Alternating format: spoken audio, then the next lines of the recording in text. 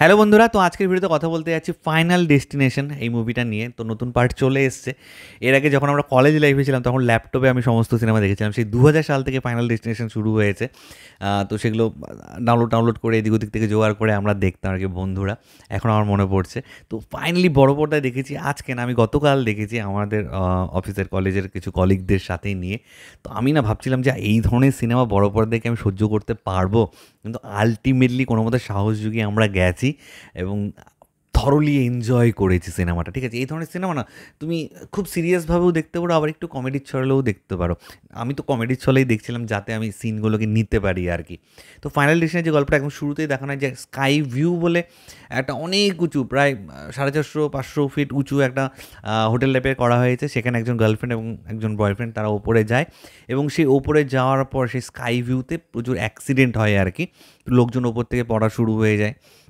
তো হঠাৎ করে আমরা দেখতে পারি যে এটা অ্যাকচুয়ালি একজন স্বপ্ন দেখছে। তো এই স্বপ্নটা সে বারবার দেখছে, লাস্ট 2 মাস ধরে বারবার এই স্বপ্নটাই দেখছে যে স্কাই ভিউ ওপরে জায়গায় সেখান থেকে লোকজন হঠাৎ করে পড়ে টড়ে যাচ্ছে, একটা অ্যাক্সিডেন্ট হচ্ছে ওই স্কাই ভিউতে আর কি। তো সেটার খোঁজ করতে গিয়ে সে জানতে পারে যে তার যে নানি বা তার যে ঠাকুমা ছিল, সেই ঠাকুমা হচ্ছে সেই স্কাই ভিউতে গেছিলো এবং তার কাছে নিশ্চয়ই কিছু ক্লু আছে। তো সে তার মামা বাড়ি হয়ে তার ফ্যামিলিতে প্রচুর প্রবলেম চলছে, মা বাবা ভাই বোন সমস্ত কিছুদের মধ্যে একটা প্রবলেম রয়েছে। তার মা তাকে ছোটোবেলায় ছেড়ে চলে গেছিলো। তার দিদাকে সে খুঁজে পায়, আলটিমেটলি দিদার থেকে সে একটা বই পায়, যে বইয়ের মধ্যে কিনা ডেথকে কীভাবে ফেস করতে হবে। ফাইনাল ডেস্টিনে যেটা মেন মোটো, যে ডেথ তো অনিবার্য, মৃত্যু তো অনিবার্য, কিন্তু তুমি এটা থেকে কতক্ষণ পালিয়ে থাকতে পারো সেই ব্যাপারটা সে বইয়ের মধ্যে থাকে ডিটেলসে। কিন্তু সেভাবে কি আর আটকানো যায়? মৃত্যু তো পরপর চলতেই থাকে। তো এটার মধ্যে আমি খারাপ দিক সেরকম করতে চাই না। খারাপ দিক বলতে আমি বলবো যে গল্পটা could have been much much better. কিন্তু এই ধরনের সিনেমাতে গল্পর দিকে কেউ অত ধ্যান ট্যান দেয় না। আমার সাথে যে কজনই দেখছিল অত হাউসফুলও ছিল না। তোরা আরও 20-25 জন দেখেছে, কেউ গল্প দেখছিল না। সবাই জাস্ট মৃত্যুগুলো সিনগুলোকে থরলি করছিল, চেক করছিল যে কোনটা কীভাবে হচ্ছে, কে কীভাবে মরবে। ওই যে একটা এনভায়রনমেন্ট তৈরি করে, সেটাই তো ভয়ের, তাই না? তো আমার বেস্ট সিন লেগেছে এই সিনেমাতে, সেটা হচ্ছে এমআরআই রুমের যে সিনটা, যেখানে একটা বডি মানে নোজ রিং সেটাকে প্রথমে টানছে, যত জায়গায় পায়ের সিং আছে সেগুলোকে টানছে, দিয়ে লোকটাকে পুরো টেনে এমআরআই মেশিনের ভেতর যে ঢুকে গেল।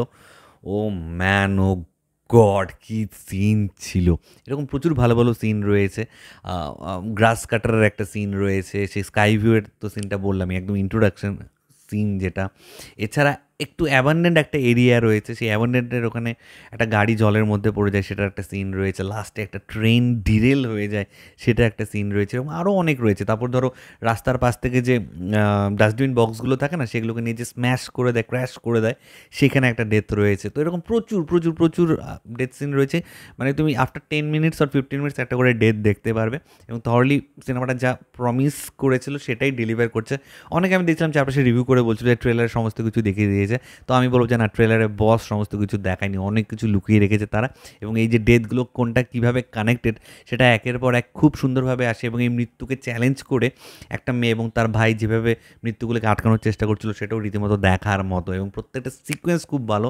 একটা ট্যাটু গ্যালারি রয়েছে, সেই ট্যাটু গ্যালারির মধ্যে ফ্যানের মধ্যে একজনের নোজ আর কি আটকে যায়, ওই সিনটাও খুব ভালো ছিল। আমার প্রত্যেকটা সিন খুব ভালো লেগেছে। বড় পর্দায় দেখতে হবে, বড় পর্দায় দেখলে তোমরা সত্যি থরলি এনজয় করবে ফাইনাল ডেস্টিনেশনের এই পার্টটা, গ্যারান্টি বলছি। এটা মোবাইলে ডাউনলোড করে বা পাইরেসি করে দেখো না, তাহলে যে কেউ খারাপ বলবে। বড় পর্দায় গিয়ে সাহস থাকলে এটা গিয়ে দেখো, খারাপ লাগতে পারে না। হ্যাঁ, তবে মেন মেন সিন জায়গাগুলোর সময় কিন্তু চোখ বন্ধ করে নিও না, চোখটা খোলা রেখো। তো এটাই তোমার সাথে শেয়ার করা ছিল। তোমাদেরকে আর কি মতামত প্লিজ নিচে কমেন্ট করে অবশ্যই জানাও। আমার ভিডিও ভালো লাগলে লাইক বাটন করতে একদম ভুলবে না। চ্যানেলটা যারা প্রথমবার দেখছো, নিচে যে রেড সাবস্ক্রাইব বাটনটা আছে সেখানে ক্লিক করে নাও, পাশে একটা বেল আইকন আছে সেখানে ক্লিক করে অল অপশনে ক্লিক করে নাও। ঠিক আছে বন্ধুরা, দেখা হচ্ছে নতুন কোনো ভিডিওতে। টিল দেন ভালো থেকো, সাবধানে থেকো, love you all, take care.